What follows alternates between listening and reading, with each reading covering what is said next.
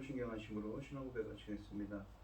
전능하사 천지를 만드신 하나님 아버지를 내가 믿사오며 그 외아들 우리 주 예수 그리스도를 믿사오니 이는 성령으로 잉태하사 동정녀 마리아에게 나시고 본디오 빌라도에게 고난을 받으사 십자가에 못 박혀 죽으시고 장사한 지 사흘 만에 죽은 자 가운데서 다시 살아나시며 하늘에 오르사 전능하신 하나님 우편에 앉아 계시다가 저리로서 산자와 죽은 자를 심판하러 오시리라. 성령을 믿사오며 거룩한 공예와 성도가 서로 교통하는 것과 죄를 사하여 주시는 것과 몸이 다시 사는 것과 영원히 사는 것을 믿사옵나이다. 아멘. 찬송가 212장입니다. 겸손히 주를 섬길 때 괴로운 일이 많으나 구주여 내게 힘주사 잘 감당하게 하소서. 인자한 말을 가지고 사람을 감화시키며 갈 길을 잃은 우리를 잘 인도하게 하소서. 구주의 귀한 인내를 깨달아 알게 하시고 굳건한 믿음 주셔서 늘 승리하게 하소서.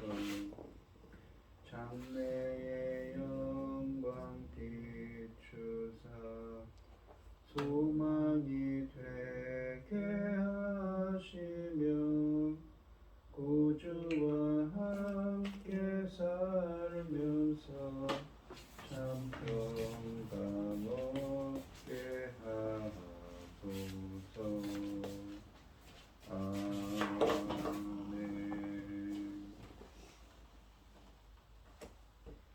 오늘 함께 하신 하나님의 말씀은 룻기 1장 11절로 14절 말씀입니다.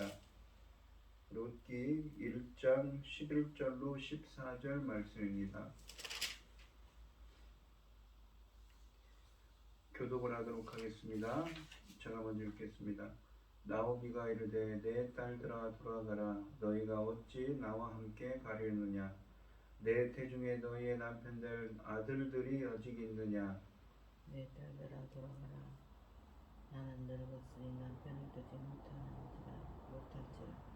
가령 내가 소망이 있다 말한다든지 오늘 밤에 남편이 또 아들을 낳는다 하더라도 너희가 어찌 그들이 자라기를 기다리겠으며 어찌 남편 없이 지내겠다고 결심하겠느냐. 내 딸들아 그렇지 아니하니라.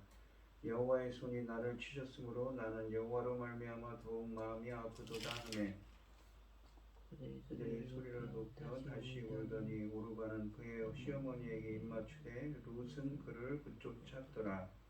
아멘. 오늘 본문 말씀의 제목은 내 딸들아 되돌아가라입니다. 나오미는 울며 결코 떠나지 않겠다고 매달리는 며느리들을 달래며 자기에게는 어떠한 소망도 없다는 사실을 세 가지로 설명하고는 각자 어머니의 집으로 돌아갈 것을 다시 한번 권합니다. 나오미의 세 가지 권면은 모두 돌아가라 내 딸들아, 돌아가라 내 딸들아, 내 딸들아 그렇지 아니하니라 라는 단호하면서도 애정으로 가득한 표현들로 시작합니다. 나오미는 어떻게 해서든 두 며느리들이 모압에 머무는 것이 서로를 위한 최선책이라고 그들을 설득하고 싶은 것이지요. 11절에 보시면 나오미의 첫 번째 논리는 나에게는 너희들에게 줄 아들이 없다입니다.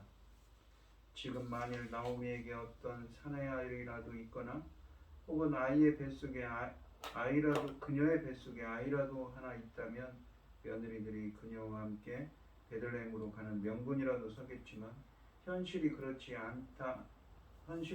않아 어떤 소망도 명분도 없으니 돌아가라는 것입니다. 나오미는 이들을 설득시키기 위하여 두 개의 질문을 사용합니다. 첫째는 너희가 어찌 나와 함께 가려느냐. 둘째는 내 태중에 너희의 남편들 아들들이 아직 있느냐입니다. 나오미는 이 질문들을 통해 나와 함께 이스라엘로 가는 것이 어리석은 일이며 너희는 너희 조국 모압에 머무는 것이 훨씬 더 현명한 일이다 라며 며느리들을 훈계하고 있습니다. 나오미는 두 번째 질문을 통해 자신은 이미 폐경기가 지났음을 암시합니다. 본문은 이때 나오미의 나이가 얼마나 되었는지 알려주지 않습니다. 그러나 만일 그녀가 당시 풍습대로 결혼을 했다면 아마도 10대 후반 정도에 결혼했을 것입니다. 그녀의 아들들도 이 모압으로 이주한 지 얼마 되지 않아 결혼을 했으며 이때 나이가 10대 후반 정도 되었을 것입니다. 그녀의 가족이 모압에서 산 지 10년이 되었으니 이때 나오미의 나이는 40대 초반 정도 되었을 것입니다. 당시 사람들의 평균 수명이 40대 초반 정도 되었다는 것을 염두에 두면 나오미는 폐경기가 문제가 아니라 죽음을 눈앞에 둔 여인입니다. 과부가 되어버린 며느리들의 관점에서 시어머니 나오미에게는 그 어떠한 소망도 없다는 사실이 강조되고 있습니다. 나오미가 며느리들에게 돌아가라며 제시한 두 번째 이유는 12, 13절에 보시면 앞으로도 너희들에게 아들을 줄 수 있는 가능성은 전혀 없다는 것입니다. 나오미는 재혼할 생각이 전혀 없는 사람입니다. 그러나 정황을 가정하여 며느리들을 설득하고자 합니다. 자신이 오늘 당장 남자를 만나 결혼한다고 하더라도 아들을 낳을 수 없습니다. 폐경기가 이미 왔기 때문이지요. 설령 폐경기가 아직 오지 않아서 오늘 당장 결혼해서 아들들을 낳는다 해도 그 아이들이 자라서 형수들과 결혼할 때를 기다리는 것은 어리석은 일이라고 합니다. 나오미는 자신의 미래도 현실만큼이나 암울하다는 사실을 며느리들에게 상기시키며 현명하게 판단하여 돌아가기를 권합니다. 그러나 나오미가 자신이 당면하고 있는 어려움을 말할수록 왠지 하나님이 개입하셔서 그녀가 당면한 문제들을 해결하실 것이라는 기대를 갖게 합니다. 절망의 폐허 속에서 희망의 불꽃이 피어오르고 있는 것입니다. 나오미는 어느덧 시어머니가 아니라 친정어머니가 되어 두 번째 논리에서 자신이 제기했던 질문들에 대해 아니 된다, 내 딸들아로 대답하며 세 번째 이유를 말합니다. 그녀가 며느리들에게 돌아가라며 제시한 세 번째 논리는 우리들의 가슴을 베이게 합니다.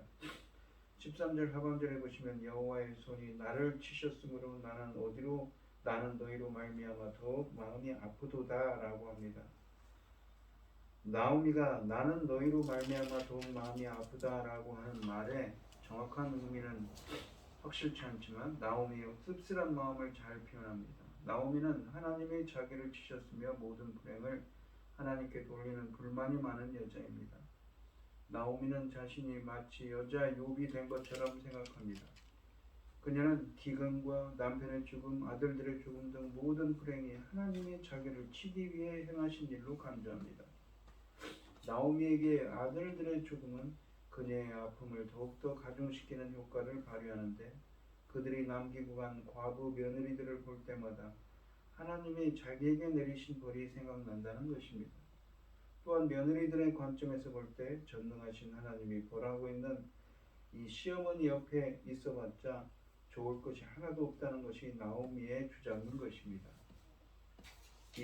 앞에 8절에서는 며느리들에게 하나님의 축복을 빌어주던 나오미가 이곳에서는 자신의 모든 불행이 하나님이 하신 일이라며 주님을 원망합니다. 나오미가 이 같은 발언으로 얻고자 하는 효과는 이것입니다. 나는 여호와의 저주를 받은 사람이니 나와 같이 있으면 좋을 것이 하나도 없다는 것입니다. 그러니 떠나라라는 것이지요. 그녀가 자신이 경험한 모든 불행에 대해 하나님을 원망하는 것처럼 보입니다. 나오미는 지금 상처받은 마음으로 신음소리를 냅니다. 그녀가 여호와가 능동적으로든지 아니면 수동적으로든지 자신의 아픔에 일조했다고 생각합니다. 하나님이 자기의 고통을 방관하셨거나 직접 그 고통을 내리셨다는 것입니다. 그래서 그녀는 하나님을 원망합니다. 상처받은 사람이 충분히 취할 수 있는 자세이지요. 또한 책 전체에 드러나는 나오미의 신앙을 보면 그녀의 원망은 일시적인 것임을 알 수 있습니다. 하나님에 대한 원망이 일시적으로 그녀의 확고한 믿음을 덮고 있을 뿐입니다. 14절에 보시면 나오미의 두 번째 말이 끝나자 세 여자는 다시 통곡합니다. 나오미의 논리 정연한 주장이 그들로 하여금 아픈 현실을 다시 생각나게 한 것이지요. 오르바는 시어머니의 호소에 설득됩니다. 그래서 그녀는 나오미에게 작별을 구하는 입맞춤을 하고 자기 어머니 집으로 돌아갔습니다. 그러나 본문은 오르바를 절대 비난하지 않고 있습니다. 정상적인 사고를 지닌 사람이라면 오르바처럼 행동했을 것이라는 것이 본문의 관점입니다. 오르바는 자신이 해야 할 일을 모두 마치고 시어머니의 권유와 축복을 받으며 떠났습니다. 그러므로 오르바가 자기 백성에게 돌아간 일을 비난하는 것은 바람직한 해석이 아니지요. 본문의 롯은 오히려 더 강력하게 시어머니에게 달라붙었다고 14절에서 붙쫓았다고 14절에서 말씀하십니다. 마치 강력한 접촉제에 의하여 둘이 하나 된 것처럼 말입니다. 이런 행위는 롯이 자신을 스스로 보호할 수 없는 연약한 나오미를 입양한 것과 같습니다. 롯이 오르바처럼 친정으로 돌아갔다 할지라도 아무도 그녀를 비난할 수 없으며 비난하지 않을 것입니다. 그러나 그녀는 자진해서 시어머니 곁에 머물며 그녀를 보살피고자 합니다. 롯이 자기 백성이 사는 모압을 택하지 않고 홀로 된 시어머니를 따라 유다로 가기로 결정한 일은 그녀의 삶에서 전환점이 됩니다.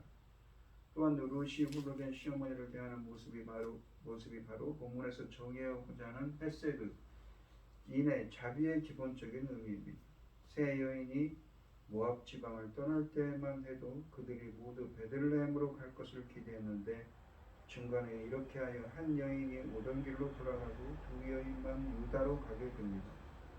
마치 옛적에 아브라함, 사라, 룻 세 사람이 가나안에 입성했다가 얼마 지나지 않아 롯이 떨어져 나간 것처럼 말입니다. 오르바는 지극히 상식적이고 이성적인 결정에 따라 시어머니의 권면을 받아들여 친정으로 갔습니다. 반면에 롯은 전혀 예측 불허의 결정을 하고는 나오미와 함께 가던 길을 계속 가기로 합니다. 똑같은 상황에서 시어머니의 말을 함께 들은 두 며느리의 반응이 극명한 대조를 이룹니다. 이 일로 인해 오르바와 롯이 구별된 것이지요. 오늘 본문 말씀을 보시면 서로를 자비롭게 대할 때 하나님은 그들에게 자비를 베푸십니다. 나오미와 그의 며느리인 오르바와 롯은 서로 선대하며 살았습니다. 오르바와 롯은 각자의 남편뿐만 아니라 시집 식구들을 선대했습니다. 나오미는 그들의 선대에 고마움을 표하며 하나님의 선대하심을 빌어주었습니다. 그래서 돌아가라고 하는 것이지요. 두 며느리가 나오미를 따라가겠다고 하는 장면에서도 이기적으로 생각하는 사람이 없습니다. 나오미는 오르바와 롯은 나오미에게 필요한 도움만을 생각했습니다. 특히 끝까지 나오미를 홀로 보내지 않은 롯은 훗날 하나님의 은혜를 평생하게 경험하게 되었습니다. 우리 성도님들도 롯처럼 내 이익만 바라보는 사람이 아닌 선대하는 사람이 되는 여러분들이 되시기를, 헤세드를 실천하는 하나님의 헤세드를 실천하는 여러분들이 되시게 해달라고 기도하는 여러분들이 되시기를 바랍니다. 기도하겠습니다. 하나님 아버지 감사합니다.